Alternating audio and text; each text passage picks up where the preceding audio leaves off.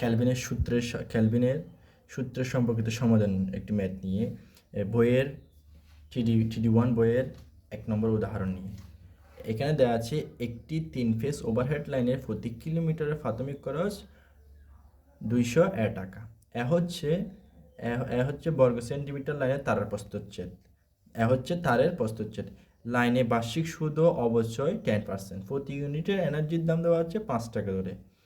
প্রতি কিলোমিটারের প্রতি কিলোমিটার দৈর্ঘ্যের প্রতি বর্গমিটার তারের প্রস্থচ্ছেদ রোধ 0.18 ওহম। যদি বছরের ফুল লোড কারেন্টে 60% প্রবাহিত হয় তাহলে লাইন তারের জন্য সর্বোচ্চ অত্যন্তিক কারেন্ট ডেন্সিটি বের করতে বলেছে। এখন আমরা ক্যালভিনের সূত্রের মূল সত্য হচ্ছে যে বার্ষিক সুদ ও অবচয় জনিত খরচ ইকুয়াল টু বার্ষিক অপচয় সমান। আচ্ছা, আমরা প্রথমে লিখতে পারি প্রতি কিলোমিটার তারের খরচ ইকুয়াল টু 200 টাকা। প্রতি কিলোমিটার তার খরচ হচ্ছে 200 টাকা। এখন কথা হচ্ছে নিচে সমান দিয়ে 200 ইন্টু 10⁴। 10⁴ তো কেন লেখা আছে 10⁴?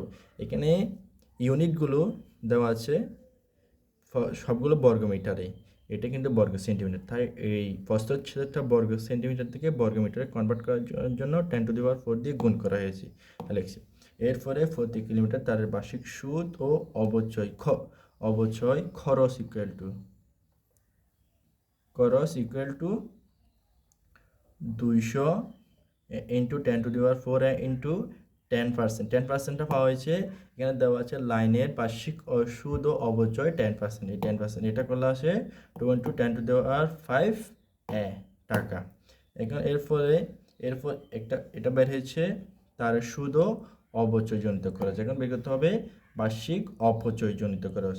বার্ষিক অপচয়জনিত খরচ বের করতে লাগবে আমাদের কারেন্ট এবং রেজিস্ট্যান্স। এখানে কারেন্ট বের করছে, এখানে দেওয়া আছে যে যদি বছরে ফুল লোড কারেন্টে 60% প্রবাহিত হয়, এখন আমরা লিখতে পারি বছরে প্রবাহিত কারেন্ট ফুল লোড কারেন্ট যদি আই ধরে নিই, তো আই ধরে নিই 60% কনভার্ট করে লিখলে 0.66 হয়। প্রতি বর্গমিটার তারের প্রস্থচ্ছেদ, এটা হচ্ছে কারেন্ট। এখন প্রতি বর্গমিটার তারের প্রস্থচ্ছেদ আর ইকুয়াল টু 0.8 ওহম লিখতে পারি। এদিকে দেওয়া আছে প্রতি বর্গমিটার তারের প্রস্থচ্ছেদের রোধ 0.18 ওহম। 0.18 ওহম লেখা যায় প্রতি বর্গমিটার তারের প্রস্থচ্ছেদ আর ইকুয়াল টু 0.18 ওহম। এখন 3 তারের জন্য মোট অবচয় ইকুয়াল টু 3।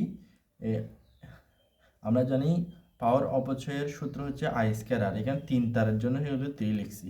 এটা মান বসাইছে। এখন আমরা ওয়াট থেকে কিলোওয়াটে কনভার্ট করব এবং পুরো 1 বছরেরটা খরচ করবো। এই জন্য 3 লিখছে। 3 0.16 স্কোয়ার I² ইন্টু 0.18 ইন্টু এটা বছরে হিসাব করবে, তাই দিন ইন্টু ঘন্টা, একদিনে 24 ঘন্টা গুণ করে লিখছে। তারপর tan ইনভার্স 3 যা লেখা হয়েছে এটা আছে ওয়াট থেকে কিলোওয়াটে কনভার্ট করবে।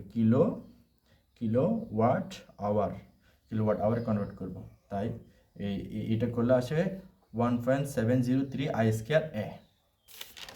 এরপর আসি বার্ষিক অবচয়জনিত এনার্জির খরচ। এগুলোর খরচ হচ্ছে এখানে দেওয়া আছে প্রতি ইউনিট এনার্জির দাম 5 টাকা। অবচয় পাওয়ারের সাথে এনার্জি গুণ করলে আমরা বার্ষিক অপচয়জনিত খরচটা পাওয়া যায়। আচ্ছা, এরপর ক্যালভিনের সূত্র অনুযায়ী লিখতে পারি বার্ষিক সুদ ও অপচয়জনিত খরচ ইকুয়াল টু বার্ষিক অপচয়জনিত খরচ। এবং সংখ্যাটা এই পাশে গুণ আছে, এটার সাথে গুণ আছে, এ পাশে আসলে বাক হয়ে গেছে। এরপর এটা এই পাশে গেলে বাক হয়ে যাবে, এই নিচে আছে বাক, এটার সাথে গুণ করলে A²। এরপর এখানে স্কোয়ারটা এই পাশে আসলে √ওভার হয়ে যাবে। এইভাবে একটু ঘুরে লিখছে, সমানের এই পাশে নিয়ে গিয়ে লিখছে I divided by A equal to 2 into 10⁵ 8 divide by 8.5 whole square √ওভার। এটা করলে আসে 153.3933 অ্যাম্পিয়ার পার মিটার।